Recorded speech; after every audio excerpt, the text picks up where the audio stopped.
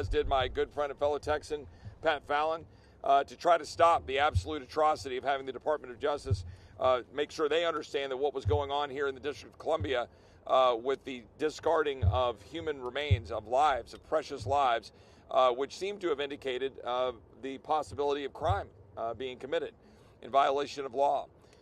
We have laws on the books to make sure that we do not continue to carry out the barbaric practices of partial birth abortions or late-term abortions, and we need to make sure that the laws are followed. And we've seen the continued evidence that's mounted on that, and just so thankful for all of the groups that are here today and all of the groups that have been so involved with making sure that we're exposing the truth and exposing what's happening. This goes all the way back to my time when I was the first Assistant Attorney General under Attorney General Ken Paxton, and we were seeing those videos, the horrific videos from Planned Parenthood, what we see in the total crass disregard for life. I remember my godson, who is alive today, and his mom, my dear friend, was told that she should abort him because a scan showed, some separation in the hemispheres of the brain, which turned out to be false. But if she made that choice, my godson wouldn't be with us today. It's the way she described it, the doctor came in with this cold callous, like you're almost ordering at Starbucks, just said you should go get an abortion. We are standing against that kind of callousness against life. We are united to continue to advance the defense of life. And I'm so proud to be here with these great individuals who are standing up. But we're going to continue to call this out. We need to protect these individual lives. These 5 precious lives deserve to be respected. And we're here united to say that that should be done. And again, I appreciate my colleagues, and I'm going to turn it over to my friend Andy Biggs. I thank Chip for leading on this. He's done a great job, and it's great to stand with so many pro-life advocates. We all recognize every life has value, every life. We're all created in the image of God. And I thank all of those who stand with us today. The DC 5 abortion case is horrifying, period, full stop, horrifying. When we consider that anyone would use the barbaric practice of partial birth abortion, we must discover what happened and hold those individuals accountable. Killing a child, let alone 5, through a partial birth abortion is a crime under federal law. The Supreme Court of the U.S. upheld the federal ban on partial birth abortion in 2007, and both the D.C. Metropolitan Police Department and Biden's Department of Justice chose to ignore any potential evidence of crime for 2 years. The MPD and DOJ's investigation was insufficient. It was inadequate. The DOJ's effort to dispose of these bodies without conducting an investigation is simply malpractice, and it is wrong. Based on evidence collected at the time of recovery and the disturbing photos shared, these children appeared to have likely suffered through the procedure of partial birth abortion. We need to further investigate all of this. We need hearings. We need proper burial for these children. We need to respect their lives. The House Committee on the Judiciary, which Mr. Roy and I sit on, has jurisdiction over Washington, D.C. criminal law and federal law enforcement pursuant to House Rule 10. Last week, Mr. Roy led a letter, and I joined him on it, and appreciate that. Sent a letter to the MPD and D.C. Mayor to preserve these remains. And then on Friday, the D.C. medical examiner honored the request to preserve these babies for the time being. That's a step in the right direction, but these bodies must be preserved, answers must be had, and further protections must be invoked. Thank you for being here, and I will just conclude by saying Americans deserve to know what's happening right here in the nation's capital, the destruction of human life. With that, I am pleased to turn and yield this microphone over to my friend, the chairman of the House Freedom Caucus, Representative Bob Good of Virginia.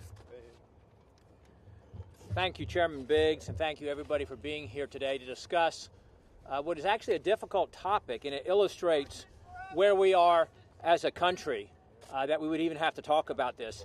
But to lay out some of the facts that brought us here specific to this press conference, in March 2022, progressive anti-abortion uprising activists claimed to have obtained a box from a whistleblower that contained 115 aborted children from the Washington Surgery Clinic. a facility operated by the late-term abortionist Dr. Santangelo. 5 of these babies appear to have sustained injuries, suggesting they were killed using the illegal partial birth abortion method, which I won't describe at this press conference. Or perhaps they were born alive and just abandoned to die, one of the two. Title 18, Section 1531 of the U.S. Code makes partial birth abortion illegal. Thousands of pro-life activists called on the D.C. Metropolitan Police to investigate this gruesome slaughter of these innocent 5 babies. Investigate their killer, Dr. Santangelo, and to give these little ones a proper burial. D.C. Metro Police dismissed them as legally aborted medical waste and refused to perform an autopsy, investigate the murder, or seek justice for these 5 children. The DOJ has directed the D.C. medical examiner to destroy the remains of the bodies of the DC-5. And I'm thankful to our colleagues here today who advocated, who stepped in the gap, Chairman Roy, Chairman Biggs, and Congressman Fallon. These babies before that never had anyone to advocate for them, and the very law enforcement tasked with protecting the most vulnerable in our society that has become complicit in covering up the cold-blooded murder of these precious lives. The Washington Post, citing 2 anonymous sources, reported in 2022 that the D.C. Medical Examiner's Office again had no plans to conduct an autopsy. And all that had been publicly said by officials about the legality of these killings, that the 5 babies' remains were recovered, but they were aborted in accordance with the D.C. law, which allows abortions up to 9 months. So again, I want to thank my colleagues for intervening, for everyone gathering here today in the name of the most precious, most fundamental of rights that we have, the right to life. And we're calling for transparency for how these babies were killed.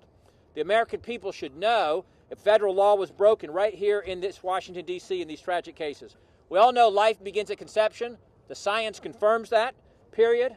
We should protect life from conception, let alone to investigate and hold accountable those who may have perpetrated the most heinous of abortion crime, or even allowing babies born alive to die there in the so-called medical facility. So I join my colleagues in calling on the House and the Senate to call for an autopsy on these 5 precious Americans who were not afforded the liberty that we enjoy today. And with that, I yield to my friend from Texas, Pat Fallon. Thank you, Bob, and thank you all for coming today, and thank you for my colleagues. You know, we're here to stick up for those that don't have a voice, and we must get to the bottom of what really happened to the DC-5. And just in context, in 2022, the remains of 115 babies were found outside a DC abortion clinic, and 5 were victims of either late-term abortions or they were allowed to be born and then they were abandoned. I can't think of anything, as my good friend Bob Good said, more heinous or more barbaric. And it's really about as bad as it gets.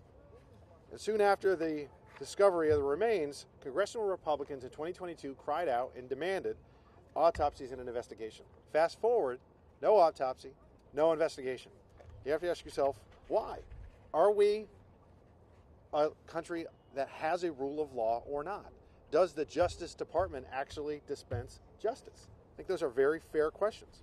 And with the emergence of new evidence, I led a letter that had 44 of my Republican colleagues sign on last week because we need to protect those that are so vulnerable. And we demanded that the DOJ halt the medical examiner's plan to dispose of the bodies and conduct an investigation. So we are glad that, at least for now, they haven't disposed of the bodies. But doctors have looked at these victims. These are murders. This really, honestly, doesn't have anything to do with abortion. This is about murders. And yet, nothing's been done. So the big question is, why has Biden's DOJ refused to investigate? What are they hiding, and who are they protecting? The fight isn't over. The Biden DOJ has already ignored the issues for the past 2 years, and we need to bring them to light. And it's high time Congress conduct its own investigation, because the DOJ, if they won't seek justice, then Congress, I think, is compelled to. Enough of the stonewalling and enough of yet another act of deception by Merrick Garland's Justice Department. So I want to thank everybody again for being here, and my colleagues for fighting the good fight. And I think that heckler was from the DOJ. Thank you. Oh, I'm sorry. Let me introduce my good friend, Chris Smith, who is the co-chair of the pro-life caucus. Thank you so much. Thank you so very much, Pat. Thank you for your leadership. Thank you to my colleagues for the leadership. Thank you to Teresa for her bold leadership on this issue. Where is the compassion? My name is Chris Smith. I'm from New Jersey, 4th District. Where is the compassion? Where is the outrage? Where is the empathy for 5 precious children who were brutally slaughtered by abortion? Where is the justice? Why the cover-up? Under absolutely no circumstances should the D.C. medical examiner discard the bodies of 5 innocent children whose lives were taken in such a barbaric manner. If the DOJ is not going to fulfill its duty to investigate the potential federal crimes committed against these child victims, then Congress should immediately take up its own investigation and demand, at a minimum, the preservation of evidence. When they were alive, these babies deserve to be treated with respect and compassion. Now, after their violent slaughter, justice must be tenaciously pursued with a thorough investigation into the details surrounding their brutal deaths. No cover-ups. Remember Kermit Gosnell? He butchered babies and stored them, warehoused them, and was found guilty in 2013, and he went to jail. There are Kermit Gosnells all over America. Predators, child abusers, exploiters of women. Will Americans ever be told the horrifying details as to how and how often abortionists dismember, decapitate, and chemically poison innocent babies? Don't destroy the evidence. No cover-ups. We demand justice. For those that are even pro-abortion that might be here today, I think it's important to note that Dr. Angelo was actually had performed a botched abortion that was so badly done that the woman died and they found fetal tissue within her lungs. And so if you are even advocating this, you have to understand that this person has hurt other people and he's indeed broken the law. But I want to also put out a public request for help because we are having issues locating someone that will conduct the autopsy to determine the cause of death. The reason why these children have not been able to be buried is because of that. People are afraid of losing their medical license, their examiner license here in Washington, D.C. and the surrounding areas. So if you know anyone, please refer them to any one of our offices so that we can do that. We've had people from the community step up to donate vaults and caskets so that we can have a funeral service for these children. But when you look at those photos and you see what is done, you know, especially as a new mother, to understand that this individual performed an abortion to where if this was in a hospital, this child would have essentially lived, that one of the children was actually suffocated in their own amniotic fluid. It's inhumane. You know, we have certain practices in this country, and to cause and inflict pain like that is something that I don't think anyone standing in this crowd can get behind. So we ask for your help. Please help us find a medical examiner to conduct these autopsies so we can give him a proper burial. Without further ado, I'd like to introduce Teresa Bikovnik, the founder of PAU and the individual who co-discovered the DC-5. Thank you all for being here. I want to extend my profound thanks to Representative Chip Roy and to all of the members who have come today to lend their voices courageously in defense of these children. In March of 2022, myself and Lauren Handy went to the Washington Surgery Center to help mothers in crisis. But instead, we recovered the remains of the DC-5 unexpectedly, who were headed for an incinerator to produce electricity for the city of Baltimore. Pulling their broken bodies from that box was the most viscerally heartbreaking experience that I have ever had.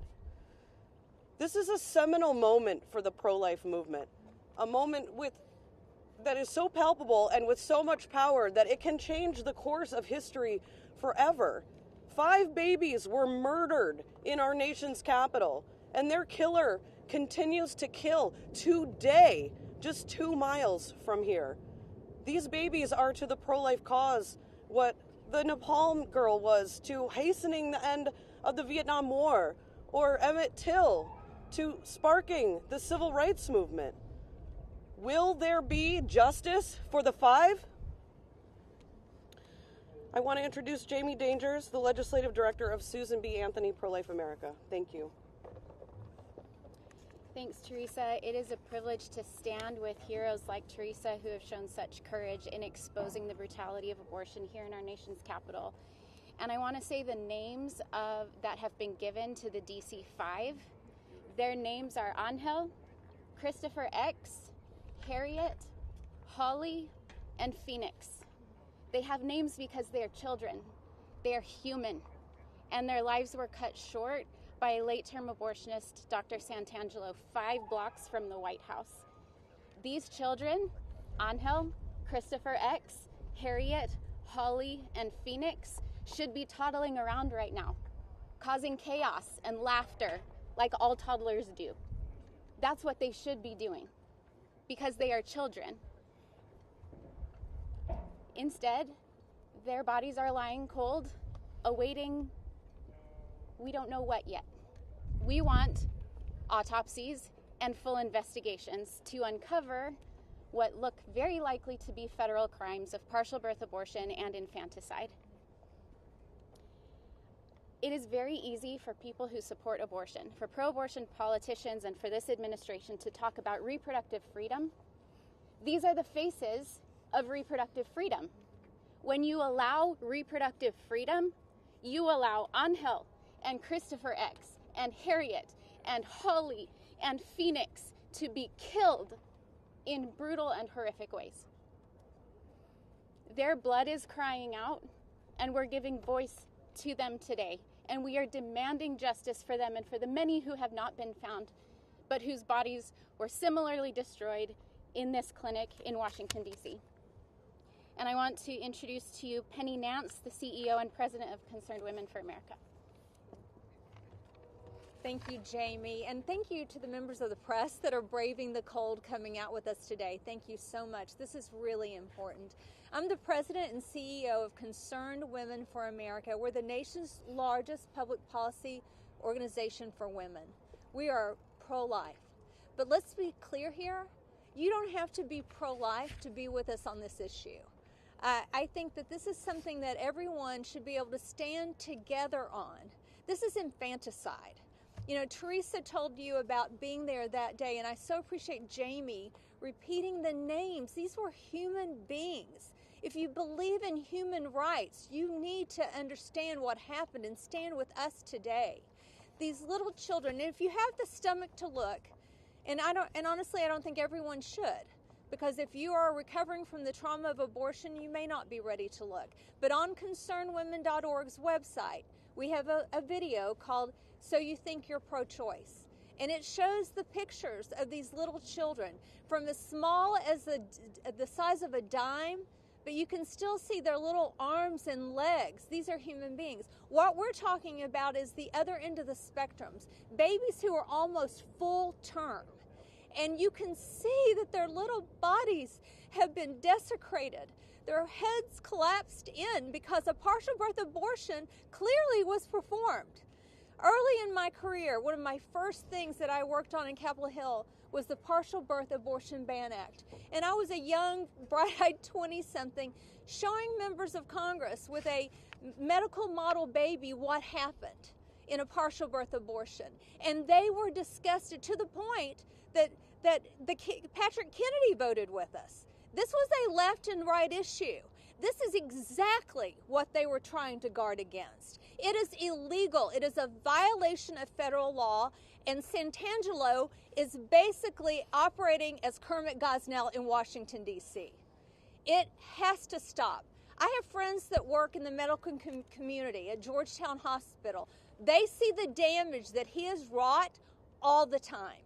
He is a madman that is being allowed to perform late-term abortions on little babies that you must see. It's absolutely despicable.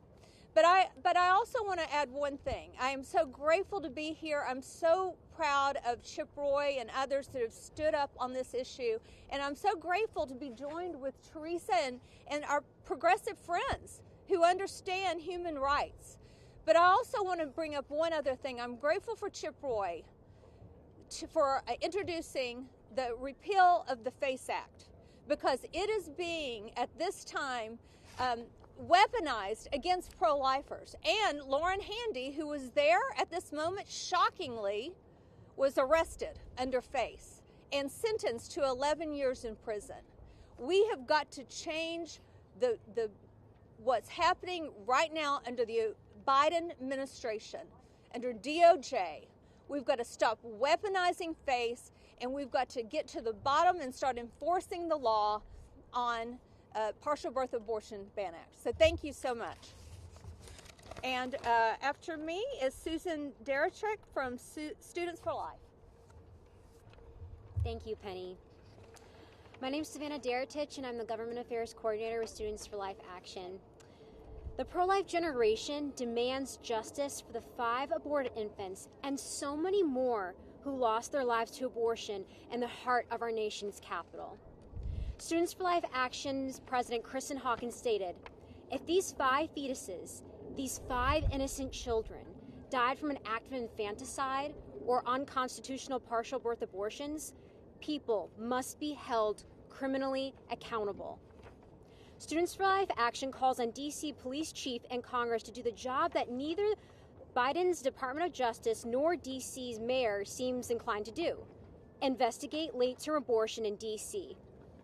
We are told that the city medical examiner has no plans to do the job required and determine how the babies died, and that D.C. Police Executive Assistant Chief of Policy claims that these 5 fetuses were aborted in accordance with D.C. law. How can they tell anything of the sort without an autopsy? We need to know if those babies drew a breath and then were killed outside of the womb in an act of infanticide. We need to know if the disreputable abortion vendor in question used an illegal partial birth abortion to end a life. It's of vital public interest to know whether illegal means are being used to end the lives of babies late in pregnancy, especially when you consider late-term abortion businesses operating here. As Charlotte Lozier reports, a Planned Parenthood mega center performs abortions up to 19 weeks and 6 days gestation, while Washington Surgery Clinic advertises abortions through 27-plus weeks, and DuPont Clinic, a referral center for high-risk abortion cases, performs abortions through 31 weeks of gestation for any reason. Capital Women's Group, associated with infamous abortion doctor Stephen Brigham, advertises abortion up to 36 weeks of gestation. Additionally, pro-choice groups report that a D.C. hospital performs abortions through the 2nd trimester. No one needs to tell us at Students for Life that D.C. Mayor Muriel Bowser is biased in favor of abortion when you consider that she sent police to arrest 2 of our students for chalking "Black Preborn Lives Matter." But we have not gone anywhere close to stamping a case closed on these deaths. Chief Conte, please bring justice to these 5 preborn citizens of the district who deserved better. These 5 fetuses, these innocent preborn children, deserved better. We must save others from suffering the same fate.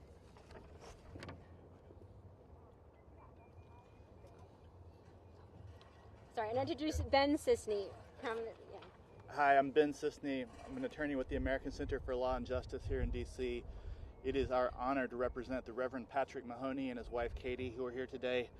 Now we'll hear from Reverend Mahoney. Thank you. I'm Reverend Patrick Mahoney, Director of the Christian Defense Coalition and Chief Strategy Officer for Stanton Public Policy Center.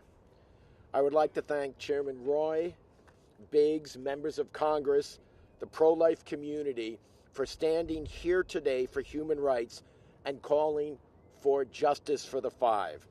I also would like to thank the American Center for Law and Justice for their stellar legal work as they passionately fought up into the last minute to ensure these precious children were not cremated last week.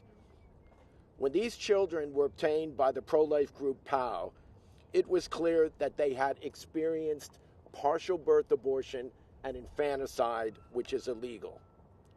Today, Lauren Handy and 8 other pro-life heroes are facing potentially 11 years in federal prison for peacefully intervening to save children from abortion violence at the exact same clinic where the DC-5 were killed.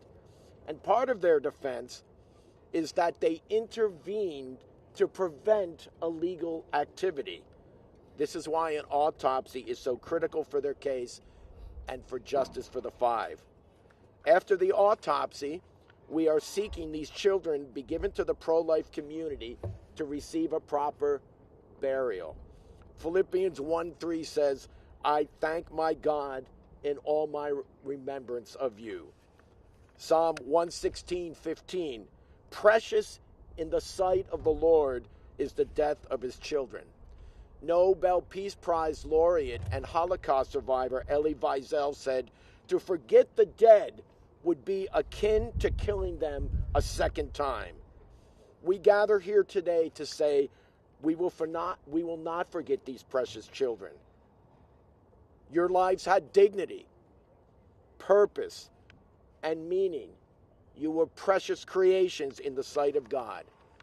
That is why we are working with the ACLJ and the Archdiocese of Washington, D.C., as we petition the D.C. Medical Office to release these children to ensure they receive an honorable and dignified burial after the autopsy. It is our hope and prayer they will end up in a Catholic cemetery here in our nation's capital where they can be visited and remembered and not casually thrown into an unmarked grave as something to be disposed of. I close with the words of a sacred Jewish prayer. As long as we live, they too will live, for they are now a part of us as we remember them. To the DC-5, you are part of us. We will remember you. We will always fight for you. Thank you. Thanks, Reverend. I just want to close out and just say thank you. Thank you to my colleagues. A few have had to go on to other committee work, which I'll be heading to momentarily. But we're here to remember the DC-5, but to fight for them and fight for them to be treated as they should be treated. And I think it's really important, right? If a 1-month-old child was just discarded and just tossed aside, imagine the horror. Imagine all the news stories. Imagine what you'd see on, CNN, local news, Fox News, whatever. And here we're talking about precious life that was just callously disregarded, discarded, just thrown away like refuse. That's just unconscionable. So that's actually what, to me, is the most compelling point of all of this, in addition to laws that need to be followed. We're a country of laws. And so when we gather here today, we're talking about both that violation of our conscience in terms of how these human beings were treated and the violation of law. That's what Chairman Biggs and I sent our letter to the city and say, hey, what are you doing? And we're glad the medical examiner paused. But now what, right? We need to go seek the truth. We need to know what's going to happen next. We need the Department of Justice, as my colleague Pat Fallon pointed out, to look into this. And we have jurisdiction over the District of Columbia. Congress does, right? That's why we're here. That's why we're standing in front of the Capitol. The District of Columbia is the nation's capital. We have jurisdiction, and the city needs to answer to us when we're trying to stand up in defense of these precious lives. On the FACE Act, I could not agree more. And we're not here to talk about the FACE Act, but we are here to talk about life. And if we have citizens across all ideologies, whether you're talking about progressives, Teresa, take off, whether we're talking about progressive, whether we're talking about conservatives, we want to protect free speech, protect people's rights to be able to go out and exercise their ability to assemble, to be able to speak out. And that's critically important. And I hope the Judiciary Committee will take up the FACE Act. I hope we will pass it. I hope we'll send it to the floor. I hope we'll send it to the Senate. I believe there can be bipartisan support for that, because we need to stand up and stop this persecution of people for carrying out their closely held religious beliefs, their free speech rights. That's what's happening. The Department of Justice is using it as a weapon. That's right. We have 140 or so examples of it being used specifically against pro-life activists, and like 3 in other cases. It's being weaponized against the people. That needs to stop, and we're not going to stop until we make sure that that is signed into law and that we can protect the American citizens. We'll take a few questions. Yes, sir. Why is Washington, D.C. so quick to arrest a couple kids for shocking Black preborn lives matter, but they won't even entertain an investigation of someone who potentially committed infanticide. Well, I mean, I think that's the question that you raise is critically important. It's why we're here. It's why we're trying to raise these issues. And I think you know the answer, right? I mean, it's the cynical disregard of life. It's the cynical disregard of the laws in advance of a radical agenda. And that radical agenda has been evidenced by a few people, not many, that have walked by here and heckled, right? The fellow that literally just chanted, "Abortion forever, you fascists." I mean, like, what does that say about the cultural rot in this country and that exists and is exemplified right here in the nation's capital, right? You want to know what's wrong with this country? The fact that a mere 15 years ago, 17% of Americans said that they have no affiliation with a church. Now 28% of Americans say they have no affiliation with a church. We have a growing unchurched population. People are moving away from our Creator and moving away from all the values that we hold dear. But importantly, even if you put that aside, we're moving away from the rule of law. The rule of law matters. We're disregarding the rule of law. The culture of life and that which God gave us matters, and we're moving away from that. We need to bring that back. I think there's an energetic movement by young people that understand life's important, and it's growing. And I think I'm actually very bullish that the next generation of Americans are going to cast aside this radical agenda that has been trying to destroy what is great and good about Western civilization in this country. Yep. You had mentioned the hardest thing you're facing right now is to find a doctor to be able to perform an autopsy. Can Congress do anything to protect that doctor, he or she licensed, and be able to perform and find out the reasons why these 5 died? Well, I mean, this is part of what we're trying to do and pushing on and have the Department of Justice, and we need to apply pressure because in the immediate moment, right, I mean, getting a law passed out of the House over to the Senate and signed by the President to accomplish any objective like you just outlined seems pretty scant in terms of our likelihood of success. We've got to continue to push under our current laws to force and expose this, to frankly shame the Department of Justice and shame the D.C. City Council and the government here in D.C. to make sure that we can bring forward somebody to actually perform the autopsy, do their job. They should be able to do that without, facing persecution. Yes, ma'am. Can you speak to your interactions with your fellow colleagues in the House that we didn't see out here today? I'm curious how big the cohort of members is on the Hill to actually do something about this, hold these investigations and hearings. Yeah, I mean, the fact that you had, I think we had 6 members, I think, here in a not warm day. And thank you all for being here, by the way, in the cold. But it tells you a lot, right? I mean, with everybody, this is committee time right now, right? And so we had 6 members who were here. And I don't know if Chris wants to say anything about this, but he leads the pro-life coalition. We've got, lots of people in the body that are concerned about this issue. Chip, thank you very much. Our leadership, as well as the rank and file in the House, are outraged over what is happening. The cover-up is unconscionable, and I do hope you'll probe into it. If they have nothing to hide, then allow an autopsy. And I want to thank Chip Roy for what he's doing on the FACE bill. In 1993, I led the opposition to it. Yep. And the whole idea of nonviolent civil disobedience garnering felonies and long prison sentences is absolutely contrary to all that is America. Matter of fact, the civil rights movement and Martin Luther King would have found that he would have been put away for dozens of years because he did nonviolent civil disobedience. In this case, they were just taking some evidence of children who had been brutally slain. Obviously, and Chip knows this because he's doing a tremendous job leading this, we believe that partial birth abortion did occur by just the pictures and what we can see visually from the remains of these children. And then the Born Alive Act seems to have been violated as well. Let me remind everybody that in the Partial Birth Abortion Act, there is an absolutely clear prohibition against prosecuting women. That false narrative is out there all the time on the other side. It's right there in black and white. We want the doctor who killed these kids in a horrific fashion. And again, I brought up, as did Penny, the whole issue of Gosnell. It was a grand jury investigation. I remember reading their very long investigative, what they found. I had to put it down several times. It was so horrific what he was doing to these kids. He called it snippings when he would cut the back of their necks.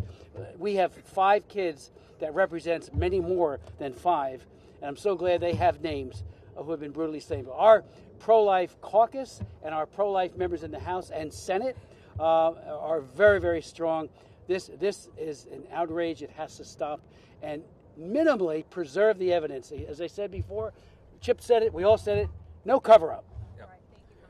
Yeah, let me just add one point to that. I mean, the point about the law being violated and partial birth abortion, these laws exist for a reason. They've been fought for a long time for a reason.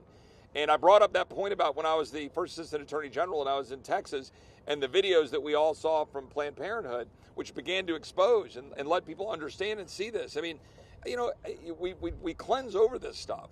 And I once talked on a radio program, and man, all the callers calling in because they didn't want to hear it. But when you see the videos and you see the arms being picked through, like, with, you know, you can't even imagine that in the United States of America this kind of barbarism is allowed and that we see it unfold. And so this is what this is about. We have to call it out. We need to expose it and make sure that we do everything we can do to prevent it. One last question. Here we go. Yes, ma'am. Congressman, it's been over 2 years since you called for an investigation. What have you been doing behind the scenes, either with communications with the DOJ, with the city, to move that forward, secure an autopsy, secure an investigation? Well, I mean, obviously we've been, you know, putting our foot on the gas here lately. Obviously, with the timeline that was important last week, we're trying to put pressure on them in terms of our communications and letters. I've only been the chairman of a subcommittee for about 2 months now, so we're trying. But joking aside, we're trying to use that now. I've been blessed with that position, joining again forces with Chairman Andy Biggs to be able to use that to press on it. And then use that, as I said, to try to make sure we're advancing legislation like the FACE Act and other legislation, which I realize is a related but not directly on point. But the fact is, last week was a win. It was a win to make sure it was clear why this was critically important. And we've just got to keep doing it and keep working to make sure we advance it. Thank you all. Thank you all for coming out. God bless you all. Thank you. Appreciate it. Thank you. I will. I'll do it. You know, bring it to the committee. Thank you, Congressman. Yeah, of course. Yeah. Thanks for being here. Good to see you. Yeah. Hey, thanks. Great job. Yeah, good to see you.